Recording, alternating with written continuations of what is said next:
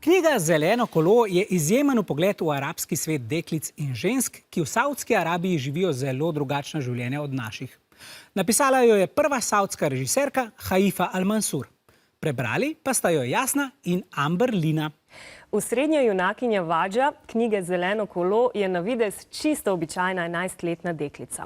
Vendar je z vidika zahodnega sveta njeno življenje vse prej kot običajno. Amber Lina, ti si zgodbo prebrala. V kakšnem svetu se ti zdi, da živi Vadža? Ja, meni se zdi, da Vadža živi v težkem svetu zaradi tega, ker imajo deklice več prepovedi kot fantje. Nositi mora abadžo, to je črna halja, ki pokriva lase ter telo. Ne sme poslušati glasbe, ne sme plesati, ne sme voziti kolesa, ne sme se družiti s fanti. Ja, veliko enih prepovedi, vendar se jih Vadža čisto ne drži, če smo iskreni. Na skrivaj ima enega prijatelja, fanta Abdullaha, s katerim se zelo rada potepa po Rijadskih ulicah in na enem izmed teh potepov zagleda čudovito zeleno kolo. Kaj je Vadža pripravljena narediti za to, da bi ga dobila? Ja, Vadža je v bistvu pripravljena prodati zapestnice, ki jih dela doma. Pripravljena je posneti glasbo na svojem radiju s pomočjo antene ter tudi te prodati in tudi recitirati Koran ter zaslužiti 1000 rialov. Veliko načrtov ima, kako se bodo izcimili, ne bova izdali, zato morate prebrati knjigo. Lahko si pa pogledate tudi film, ki je nastal pravzaprav pred knjigo. Režirala ga je prva saudska režiserka, ki je tudi avtorica te knjige. Prevedla pa jo je Neža Božič. In Nežo sedaj lepo pozdravljam v najini sredini. Neža, živjo, kako si se lotila prevajanja te knjige? Živjo.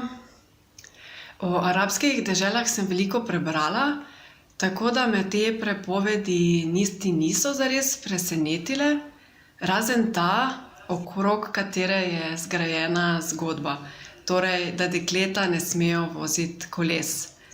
Vsekakor pa me je presenetilo, kako hude kazni dobijo dekleta za svoje prestopke. Hvala lepa, Neža, in hvala tudi tebi, Amber Lina, da si skupaj z mano prebrala tole knjigo. Take zgodbe so nam res lahko navdih, da sami zavrtimo kolo lastne sreče in stopimo izven družbenih okvirjev. Hvala, Jasna. Upam, da ste dobro poslušali in vaš odgovor ne bo le igra na kolesu sreče. Poglejmo vprašanje. Vadža je bila pripravljena narediti vse, da bi lahko vozila kolo. To je med drugim pomenilo tudi A. Branje verskega besedila, B. Dostavljanje časopisov, C. Izdelovanje verižic ali D. Nošenje posebnih oblačil.